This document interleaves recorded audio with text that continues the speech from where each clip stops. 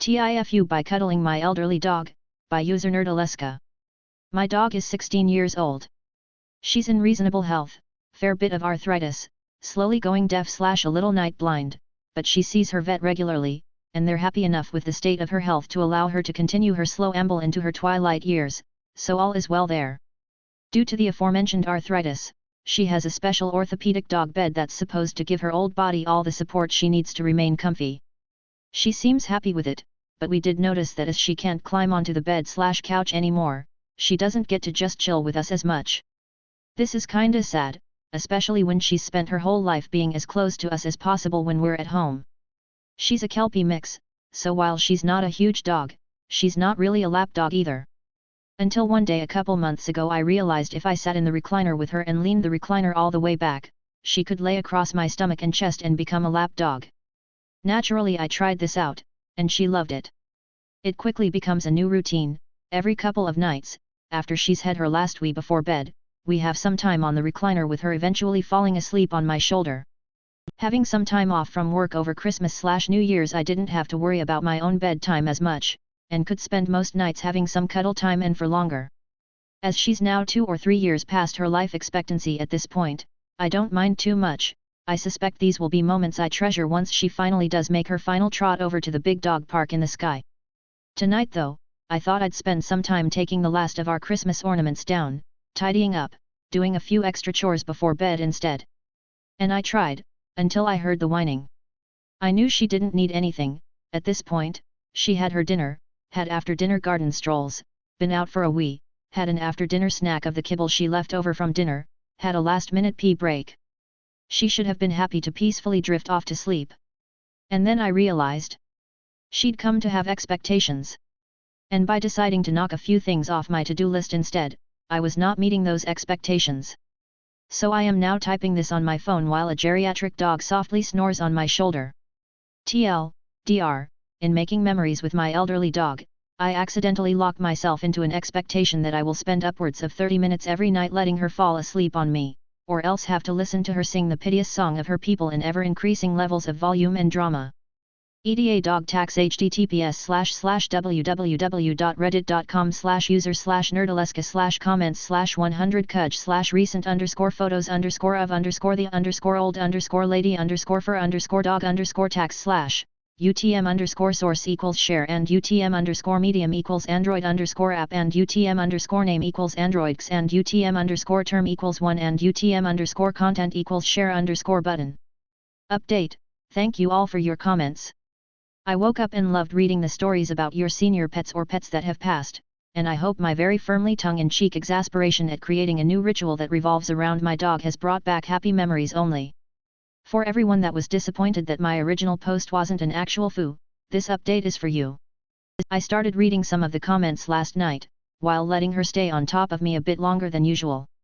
I must have dozed off a little at one point, and as I'm no longer a spring chicken myself, sleeping on the recliner with a dog on top of me all night didn't strike me as a good idea. So I scoop a now sleep-drunk and floppy canine up, and put her in her own bed. She stirs enough to look up at me with those big brown eyes, melting my heart again just like she did at the shelter almost 16 years ago. And then I realize. See, as an old lady, she's usually pretty good about telling us when she needs a wee, but like a lot of old people, she leaks sometimes, especially when she's dead asleep. And oh boy, has she gotten nice and relaxed with an extended cuddle session and snooze. At least I went to bed feeling fresh after that 3 a.m. shower. Update TLDR, vindication for the people that thought this was just a wholesome post for easy karma. She relaxed too hard and she peed on me a little. TIFU by repeatedly shooting my boss in the head. Update, by user Thuckyu. Almost 2 weeks ago, I repeatedly shot my boss in the head at a paintball event with some colleagues from work. If you haven't read that post, I've copied it here. https://www.reddit.com/r/TIFU_by_repeatedly_shooting_my_boss_my_the_score _UTM_source equals share and UTM_medium equals web2x and context equals 3. Last week, I noticed my boss scheduled a meeting for everyone that went paintballing that day. Today was that meeting. I was anxious all day and barely got any work done. I kept reading comments back to myself about how he is going to recognize my voice, or that he had a mental breakdown of some kind and that I irresponsibly failed to notice before shooting another 4 paintballs straight at his head. It didn't help that people in the office were talking about how our line manager cried at paintballing. All I added to the conversation were lines like, "Oh yeah, I saw that after the game, what happened, and wow, that's crazy." It became clear that nobody really knew what happened. Most people thought that he fell and banged his head really bad or something. Everyone knew he cried, even people that didn't go paintballing, but nobody actually knew what happened. Only I knew he didn't hit his head. He just took the same shot over and over to the exact same spot. He didn't call his hit and then cried afterwards. That's all that happened. Once we were sat and settled in the conference room, the boss made it clear that he didn't want anyone in the office discussing out-of-work activities during working hours. Word must have gotten round that his crying was a topic of conversation. He said he is fine, nothing serious, and then said something that took every inch of my composure not to react. I don't know if I can quote him word for word, but he said something like this. I raised my hand and was running back to base, and that's when I slipped in the mud and hit my head against a barrel. When he said those words, I felt like it was a Mexican standoff. He glanced around the room, looking for a reaction, but I didn't give him one. Internally though I was like, what in the actual fuck are you on about? I literally watched the paintballs one by one splat off the top of your head, over and over before you got walked out of the game by a marshal. Also, it was the top of your head that was sore. Now unless you dived like a dolphin into that barrel head first, I don't see how that would be the part of your body that got injured if you actually slipped and hit something. Externally though, my face tried to mirror the rest of the room, and was a mixture of compassion and surprise. Shout out to all of you that commented that I should practice the shocked Pikachu face. That was literally what I went for. He still doesn't know who did it. Everyone else believes his story. I'm not sure whether I should let it go or call him out on it. Dr. Boss lied about why he cried after I shot him over and over in the head. I am not sure what to do. EDIT1, my boss has sent out a late work email informing our team he will be taking the rest of the week off to recover a little more.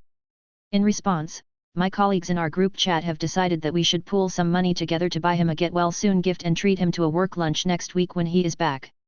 If anything interesting happens at that lunch, I'll be sure to post an update. TIFU by not realizing my stepfather never had a son, by user gamer fan for life. So some context first. My mother cheated on my dad with stepfather over 10 years ago and they have been married for 7 years now. I never really gave my stepfather a chance because of that. I wasn't rude or a jerk to him, I just didn't want to go and do things with him because I felt like he ruined my parents' marriage. Anyway, I started riding motorcycles about 6 months ago and he started riding them too, and I thought it was odd because he never talked about it before. Him and I have gone on a couple of rides together now and it never hit me till now that he tried so hard to do stuff with me because he never had a son of his own. He has 4 daughters and then me, his stepson, who was just blowing him off for years. I can't believe I never realized that till today. I feel like such a jerk and that I wasted all that time with him. I hope he can forgive me someday. Sorry, I'm on mobile. Dr. never gave stepfather a chance, realized today he tried so hard to have a relationship with me because he never had a son and he saw me as a son. I hope it's not too late to fix. Update. Wow, there are so many mixed comments here, some saying I've matured and am ready to forgive him and others that say screw him, he ruined your family. He did know that my mom was married and I won't forget what he did to my family. But that was also 10 years ago. Both of my parents are doing very good and I'm ready to move on from that finally. He has been a good father to his 4 daughters. I just never realized he's always treated me the same way he treats them and the way my father still treats me. It's going to be a long road, but I am finally going to start opening up to him a little more. He is not my father and will never be my father. But he has always been there for me and I never cared. TIFU by not understanding the male anatomy, by user Ken Historical 6434. TIFU by completely misunderstanding male anatomy. This happened to me, 25F, yesterday. My male partner had made some kind of movement to put his little hanging friends in a bad position. After making some loud noises and readjusting, he said something along the lines of, "You'd think I'd know how to handle them, they've been hanging for 30 years. Well, me, thinking I was very clever, said, well, only really since high school. When did yours drop? He burst out laughing and I still didn't understand because I had always heard of it being referred to as a male's balls dropping. FYI, that does not happen, and apparently men find the idea of them just popping out one day hilarious. I suddenly sympathize with the men who don't understand periods. I got about 5 minutes of straight laughter and am sure he will bring this up many times in the years to come. TLDR, I thought men's testicles were inside the body and dropped out during puberty, they don't. TIFU with my wife of 14 years, by user_b_little_me. TIFU over the last few years, after a pretty traumatic event, started to drink heavily. I am not the same person my wife met and fell in love with. I've had the plan to begin my path to an alcohol-free life in 2023. But today happened. I had a stressful morning. I had a drink. Then I went to the group I'm participating in to become alcohol-free in 2023.